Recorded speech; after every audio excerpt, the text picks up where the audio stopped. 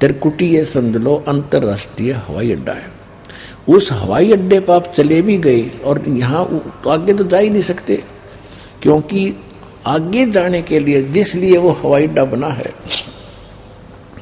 वो इसलिए बना कि वहां से जहाज पकड़ो और जिस देश में जाना है पहले उसका वीजा और उसका पासपोर्ट और यहाँ की क्लियरेंस, इस देश की जो पासपोर्ट जब बना जब क्लियरेंस हो जाएगी उसको लेकर और फिर किराया जहाज का और फिर आगे जाकर कोई बिजनेस करना, वो पैसे तेरे पास होने चाहिए तब तू आगे जाएगा।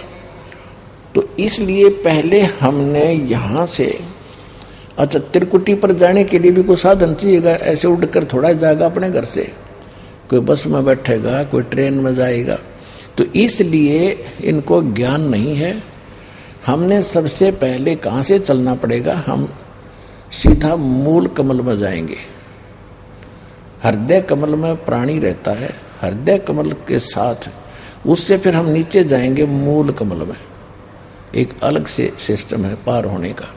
मूल कमल से फिर आएंगे वापस ब्रह्मा के कमल में, फिर विष्णु जी के कमल में, फिर उसी हृदय कमल यानी शंकर के कमल में, फिर कंठ कमल में, पीछे रीढ़ की हड्डी के साथ साथ अंदर की साइड में सिस्टम है। और फिर हम आएंगे त्रिकुटी पे। जब तक हमारे ये नीचे के कमल नहीं खुलेंगे, ये साफ नहीं होगा, क्लियरेंस ये हमें नहीं देंगे तो जीव आगे नहीं जा सकता। तो उसके लिए भी हम आपको पहले मंत्र जो देते हैं 7 मंत्र, वो 5 मंत्र तो इन्हीं कमलों से आपको बरी कराने के हैं, फ्री कराने के हैं। आपका नो ड्यू सर्टिफिकेट आपको प्रत्येक स्थान पर तैयार मिलेगा इस भक्ति से जो दास ने आपकी दी है। उसके बाद आप पहुंचोगे त्रिकुटी पर। त्रिकुटी के बाद फिर स्टार्ट होती है त्रिवेणी। ये दीप्ति घाटा जोड़े पर त्रिकुटी सुनी है ना, त्रिकुटी कख भी नहीं पता इनका। त्रिकुटी पर तो ये सभी साधक जाते हैं, चाहे राम का है चाहे कृष्ण का, क्योंकि वहां तो अकाउंट होता है सबका। नरक में जाना हो भी वो त्रिकुटी पर जाता है, इसको नरक में भेजो, वहां पूरा सेक्रेटरिएट बना हुआ है इनका। इस धर्मराज का वहां एक दफ्तर है, ऑफिस है, उसमें सबसे पहले न्यायाधीश के वहां जाते हैं, उनका अकाउंट होता है। उसके बाद नरक में जाना, नरक में जाओ, ब्रह्मा का पुजारी ब्रह्मा के लोक में, विष्णु का पुजारी विष्णु के लोक में, शिव का पुजारी शिव के लोक में, और बाकी नरक में जाना गधे कुत्ते बनना वो जाओ, उनका सब वहां से उनको फिर फर्दर जो कुछ बनना वो बना वहां से मिलता है। उसके बाद फिर त्रिवेणी शुरू होती, 3 रास्ते।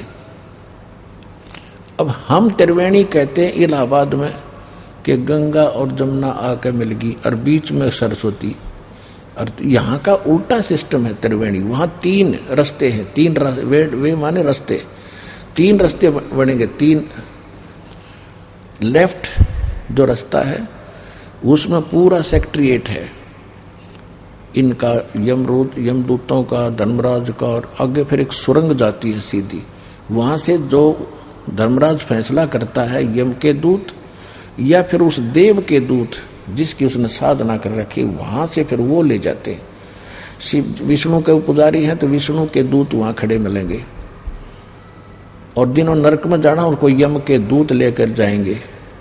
तो वहां जाके परमात्मा ने कहा कि अब स्वामी जी कहाँ जाओगे? रामानंद पहुंच गए त्रिवेणी पे। अब परमेश्वर कबीर जी ने कहा कि अब स्वामी जी आगे कहाँ जाओगे?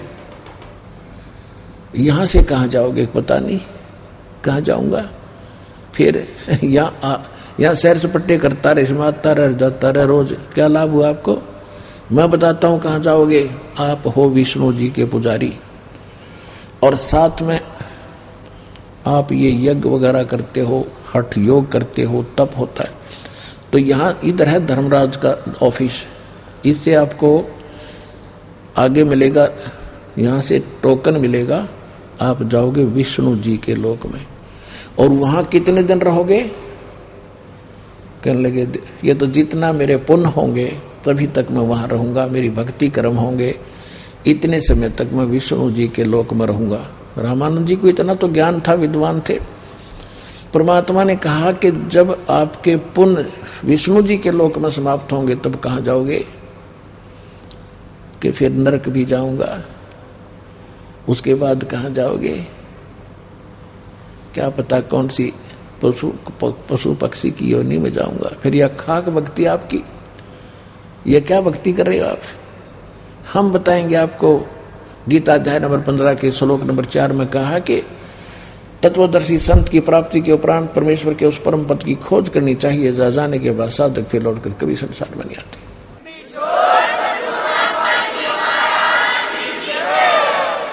अब जहां से सत्संग दास ने प्रारंभ किया था, अब हम उसी पॉइंट पर आगे हैं कि जो साधना हम कर रहे थे, शास्त्र विरुद्ध कर रहे थे, उससे हमारा जन्म और मरण मिटा नहीं, कष्ट जो के तो बने रहे।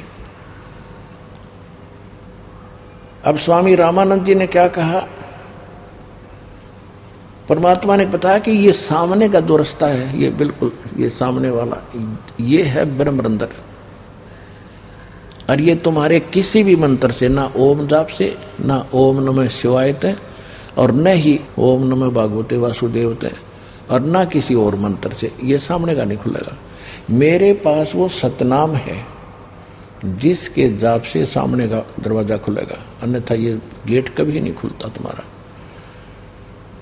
ये बंद पड़ा है तुम्हारा। और कोई कोशिश करके देख, रामानंद जी जो मंत्र जाने था, जो भी गायत्री मंत्र से ने घोट रखा था, ये दुर्वेद अध्याय नंबर 36 का मंत्र 3, उसका ओम मंत्र ला को भी जाप कर लिया, ना खुला, बैठ गया, चुप हो गया, क्योंकि स्वप्न सा हो रहा था, जैसे स्वप्न में देखते हैं ऐसे चल रहा था, बैठा समाधिस्थ था, परमात्मा सामने बैठे और उसको परमात्मा आगे भी बैठे त्रिवेणी के।